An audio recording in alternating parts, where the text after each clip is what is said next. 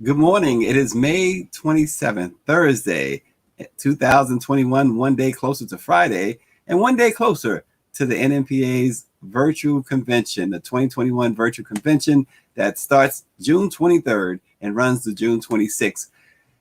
Let it be known, let us bring on our president and CEO, Dr. Ben Chavis. Good morning, Dr. Chavis. Good morning, Stacy. On behalf of the National Newspaper Publishers Association, Karen Carter Richards, our distinguished chair of the NMPA and all our executive committee, incidentally, who are all African American women. We were one of the few national organizations that all of the executive board are sisters, strong, dynamic women, and we're very proud of the Black Press of America as we get ready for our national convention on June 23rd through the 26th.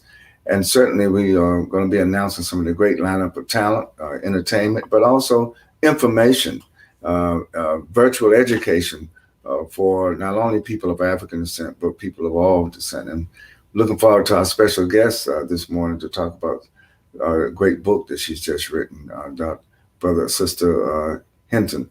So, Stacy, let's get right to the headlines, and then we can get to Elizabeth Hinton.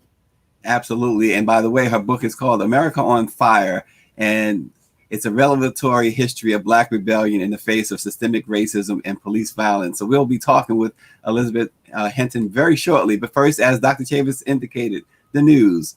Karine Jean-Pierre did something that no other Black woman had done in 30 years and no other gay woman had ever done, openly gay woman. She stood behind the podium and took reporters' questions in the briefing room at the White House. For more than an hour, the principal deputy press secretary for the White House, Jean-Pierre, took questions from journalists, just about each, who began by offering congratulations to the longtime political activist who has turned spokeswoman. The last Black woman to do this was Judy Smith, who served as deputy press secretary to President George H.W. Bush in 1991. She is the daughter of Haitian immigrants, and she has served as chief of public affairs for MoveOn.org. She's worked for the campaign of Maryland Governor Martin O'Malley, and she has also worked in the Obama administration. So congratulations to Karine Jean-Pierre. Dr. Chavis, history making yesterday at the White House. Absolutely. And she's a great community organizer. I've worked with her over the years, civil rights movement. She was one of the principal organizers of Move On. And certainly she played a great role in the election of President Obama, the great role in the election of President Joe Biden and Vice President Kamala Harris. And I'm glad you mentioned that she's of Haitian descent. Great sister. We used to see each other all the time on the Amtrak train between New York and Washington. So proud of her. She did an excellent job yesterday, not only fielding the questions, but also giving straight answers. When people in that White House Correspondents Association, they ask tough questions. And incidentally, the NMPA now is a member of the White House Correspondents Association. So we're going to be looking forward to working with Jean-Pierre as she continues a great work. And so, yes, history was made yesterday. Good history was made. Exactly. And Dr. Chavis, on Wednesday, Howard University announced that it had named its newly reestablished College of Fine Arts after one of its most famous alumni, the late actor Chadwick Boseman. News of the school's naming first broke early yesterday. And earlier this month, Howard had named actor Phylicia Rashad as the dean of the Fine Arts School. And Phylicia Rashad had a very close relationship with Chadwick Boseman, and who died, of course, at the age of 43 last August. Yes. In a statement published Wednesday on social media, Boseman's family said, "Chad, you exemplify Howard University's core values of excellence, leadership, service, and truth. There is no one more deserving of such an honor." The family also thanked the Walt Disney Company, which distributed the Marvel Studios film Black Panther, and its chairman, Robert Iger. Now, the school will also have fundraising efforts to build a new facility and an endowment. Certainly, this goes a long way. And after his death, Dr. Chavis, a change.org petition had asked Howard's president and board of trustees to name the school after him. The petition had garnered over 58,000 signatures. So congratulations to the family of the late Chadwick Boseman.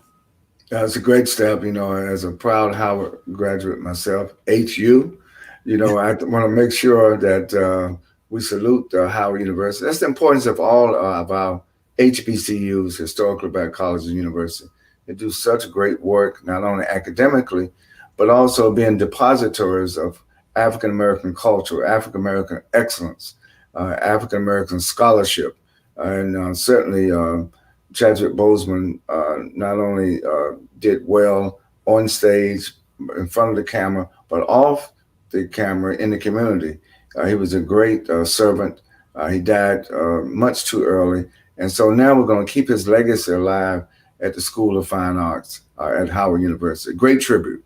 Yeah, absolutely. Dr. Chavis, in sports, the top 5 players in the 2021 APGA Collegiate rankings have been finalized, with Florida A&M University's Moby Dillard finishing number 1 and earning an exemption into the Korn Ferries Tour Rex Hospital Open. Dillard's teammates also Cameron Riley, Mahendra, the names are so tough, Luckman, Prince Cunningham also finished in the top 5, while Michigan State's Andrew Walker finished number 2 and rounds out the inaugural class of the APGA Collegiate Rankings. It shows, too, that the path to professional golf has never been stronger for Black golfers, said Ken Bailey, the co-founder and CEO of the APGA Tour. He says, I am excited about the opportunities that lie ahead for the top players in this year's collegiate rankings. This year's inaugural class is an important step forward as the APGA Tour continues to grow and provide opportunities in professional golf to Black players. So, Dr. Chavis, as we know, the NNPA has a new relationship with the PGA Tour, and we're seeing the progress of Black golfers, African-American athletes we know are exceeding in all sports. Absolutely. In golf, in hockey, of course, basketball, football, baseball, tennis. I'm still just elated about Simone Biles and gymnastics. Making so every point of sports, professional sports, collegiate sports, African Americans are doing so well. So we salute the PGA Tour and all the other collegiate tours that are making open doors for African American athletes. Yeah, and I have to say that I am having a lot of difficulties with my prompter there. I can't see all the comments there from our viewers. I could see Annette Phillips. So I want to say good morning to Lynn Spivey as well. Joni King. Bobby Henry says, well, hello and good morning to everyone. Norman Rich is watching. And as Prince would say, the most beautiful girl in the world is watching. My wife, Shanae Brown. Good morning. And so we want to also say good morning to Elizabeth Hinton, our special guest this morning, whose new book is on fire, America on Fire. Good morning, Elizabeth Hinton. Good morning, and good morning to everyone. I'm so happy to be here. Well, good morning, Sister Hinton. And I love your writing and your book. If I could just do a segue, my close friend for many years was James Baldwin. And of course, he wrote the famous book, The Fire Next Time. And when I saw the title of your book, I said, oh, Sister's got to going to put that pen to paper and keep that tradition going. So God bless you and best wishes to you. Tell us what led to you writing this particular book at this time, given all of what America is going through right now? Well, part of it is James Baldwin's own concepts, trying to understand the policing that he was describing in the 1960s. He has this, in one of the essays in The Fire Next Time that was originally published in Esquire, he has a line that says, like, the only way to police a ghetto is to be oppressive. And he talks about the dynamics between Black residents in Harlem, but of course his analysis could extend to many other communities, and police officers. What happens when outside forces, mainly white officers, are coming into a community, supposed to protect them, but all it does is instill fear on both sides. And we see the kind of manifestations of that playing out, of course, through the 1960s, especially during the second half of the 1960s, when Harlem and other cities erupt in response to police violence, in response initially to an incident of police violence, but that is, of course, tied to the larger socioeconomic demands of the mainstream civil rights movement at the time. It's an amazing book, Elizabeth. How long did it take you to put it together? So, my first book, which is called From the War on Poverty to the War on Crime, the Making of Mass Incarceration in America, I started kind of thinking about these incidents of collective violence and the way that they played into the expansion of policing and then later mass incarceration. And so in some ways I've been working on it for like 15 years, but most of the writing and the research I've done in the last five or so years, in part because I was able to locate a new set of sources that had been hidden before and hadn't been used before. And once I found these sources, I knew I could tell the story that I wanted to. Wow. And you argue that we live in a nation and national culture created by the extreme violence of the 60s and early 70s, what was considered to be a short-term solution to race riots, and as understood then, the expansion of American law enforcement, particularly in communities of color, has become a long-term reality, resulting in mass incarceration, a draconian police state, and a semantic habit hiding a deeper reality. Bring that out a little bit more for us, please.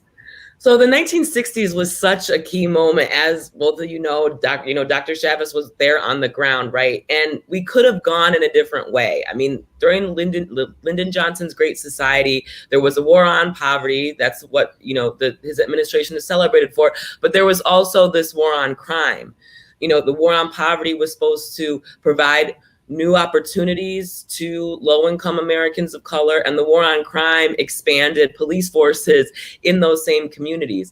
And ultimately, the war on crime won out. Instead of the job creation program for low-income people of color, the Kerner Commission recommended. The Kerner Commission was the task force that Johnson called in the middle of the Detroit Rebellion in 1967 to help him figure out what the solutions to the violence would be. And the Kerner Commission said, we need a massive investment in social institutions in Black communities. We need a complete overhaul of public housing. We need the public and private sector to mobilize for job creation. We need expanded educational opportunities and scholarship programs. They basically said we have to go way beyond the war on poverty. And instead of making those investments, the Johnson administration and Congress and subsequent administrations ended up making those investments into the expansion of policing. So it's this really, and we're still stuck in the consequences of that, as evidenced by the continued murders of especially Black people in the streets of our cities, and the continued protests, both nonviolent and violent ones. So I'm trying to bring attention to, that other set of investments that's so needed if we ever want to get out of the cycle of police violence, but also if we want to truly realize racial equality in this country. Wow. And Dr. Chavis, obviously you can speak well to what Elizabeth Hinton just discussed from the 60s and 70s. In fact, obviously we know that you served unjustly 10 years or nearly 10 years in prison as a member of the Wilmington 10. I'm sure you can have this conversation with Elizabeth Hinton about the structural and systemic racism that led to that. Well, thank you. And it's refreshing to hear Elizabeth Hinton with precision go over this period of history. And right before we went on air, I was saying that it's important that we learn from history. And that's what America is refusing to do. There's a denial. And Elizabeth, you'll recall in the Kerner Commission, it listed the contributing factors to urban disorder, as they called it back then, to uprisings, to riots. And up at the top was police brutality, white supremacy. This is, Kerner Commission started in 67. I think they actually made the report in 68. There was a denial. And it's interesting that today, the Congress is supposed to vote whether or not they're going to have a commission on January the 6th. Can you believe they're debating whether or not to study what happened on January the 6th? So and then concomitantly, Sister Hinton, there's a big discussion now about whether or not school curriculums. In fact, some states now are passing laws saying you can't teach the truth about racism in the public school system, or you can't teach if you're a state university. We're not going to allow you to address systemic racism. So instead of moving forward, it appears that there's President Trump's administration and those which he referred to as his base now in 2021. They're trying to get back control in 2022 and 2024. It's just a dichotomy. So your book is right on time, not only for Black Americans, but I think all Americans, no matter what race, needs to read, America on Fire, because we're on fire, and this fire has been raging for decades. Some would say for centuries. We're in a denial of the truth, denial of the impact of white supremacy. I could go on and on. So I want to make sure that everybody reads your book, and your book will probably get banned in some states now. Sister Hinton, talk about academic freedom. Talk about what's happening on colleges and universities and in communities where your book is going to be distributed. Yeah, so this is, we're at this really strange time. I feel like when, in many ways, as a result of the growing awareness of racial injustice, following the murder of George Floyd and all the protests, systemic racism became a buzzword, and white people started really, wanting to learn more and address the issues. All of these books on the history of racism and how to be an anti-racist shot to the top of the bestseller list. And then there's been this, as you said, Dr. Chavis, there's been this huge backlash against telling our true history. People don't want to face the truth. People don't want to understand the ways in which racial oppression and exploitation has been central to the development of political and economic institutions in this country for centuries, from its very beginning. And so there is a campaign to deny that truth, because when more people, because the battle before us is a hearts and minds campaign. If we want to make these fundamental changes that are necessary, if we really are serious about combating racism, that's going to take an overhaul of our society, and that's going to take major political education. That's going to take white people reckoning with our history, and there are major efforts to do that, like the 1619 Project. I think histories like mine really try to show the truth of what happened in the past, and the way, as you said, white supremacy and racism has shaped so many outcomes for our people. And there's a backlash against that, and these histories are more important than ever. People don't want, critical race theory is supposedly under attack. The sister Nicole Hannah-Jones, brilliant sister, exposing the history, the embeddedness of slavery in the development of the United States through the 1619 Project, and bringing that to the public in new ways. She was just denied tenure from the University of North Carolina.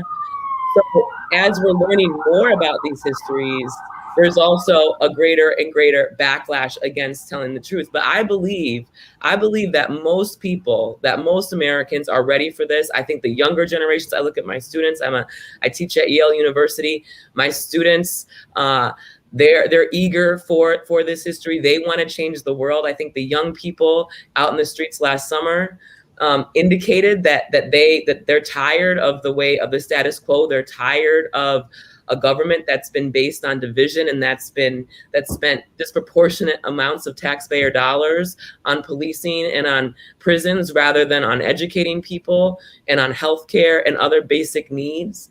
So that education campaign is going to be a long one, but I'm confident and I'm hopeful, especially given where I know the younger generations are. It is awesome. I mean, you're obviously a history student, but you also have done your homework. When you put this book together, and as you were putting it together, and as you perhaps had your agent shop it, what was some, if any, of the pushback you may have received?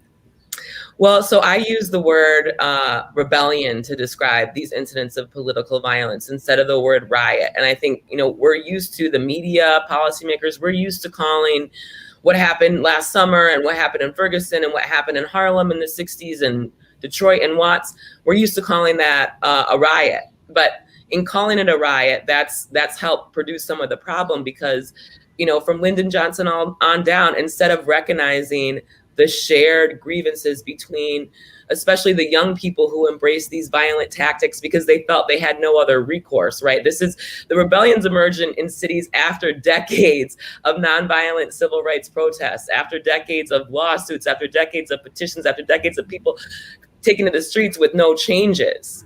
Right, with feeling like there were no changes to immediate living conditions, and so in calling it a riot and calling these protests riots and labeling them criminal and meaningless, then the only solution becomes the police, which is of course the precipitating factor that leads to the violence in the first place. And so I'm trying to urge us to really take seriously the demands of the people who felt they had no choice but to resort to violence, and to understand the larger underlying socioeconomic causes of these incidents that, going back to the Kerner Commission recognized that. That's why they said we need a structural intervention. And today we need another structural intervention. We need different sets of resources being invested into our most vulnerable communities. We don't need more police, and we certainly don't need more prisons and incarceration. Yeah. And Elizabeth, you mentioned that you have a child. I don't know if you have more than one, but what's the conversation do you have with your child or children? Well, my daughter's just 2. So right now we read the Negro National Anthem, Lift Every Voice and Sing. We read Black history books at night. She is a strong and proud young Black woman. And, I try to model for her the kind of person that she wants to be and surround her with people that are going to uplift her, that are going to teach her history, and that will instill pride in her. Because, again, I'm counting on her. So much of the reason why I do what I do is to create a better future for her and my grandchildren, my great-grandchildren. That's what the ancestors did for me. And I'm counting on her to be part of that movement that'll help change the world. Wow, that is awesome. Dr. Chavis?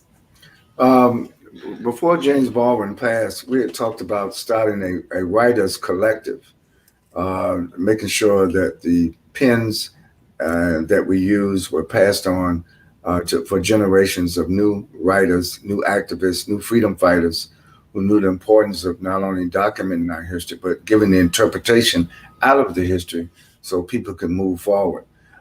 What's your view, Sister Hinton, on the prospects for a new generation of freedom fighting writers like yourself?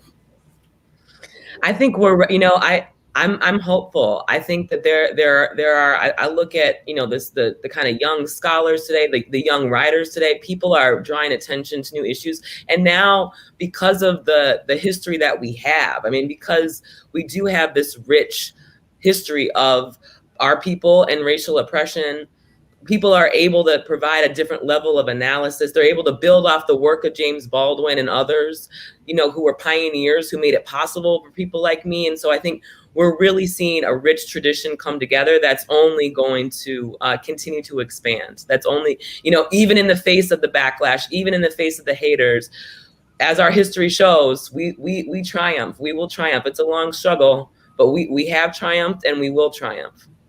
Wow. And Elizabeth, it's also Africa Week. Yesterday was Africa Day. It's Africa Week. Tie it in, because, when we think about, we talked about the transatlantic slave trade. We talked about, 500 years, really, right?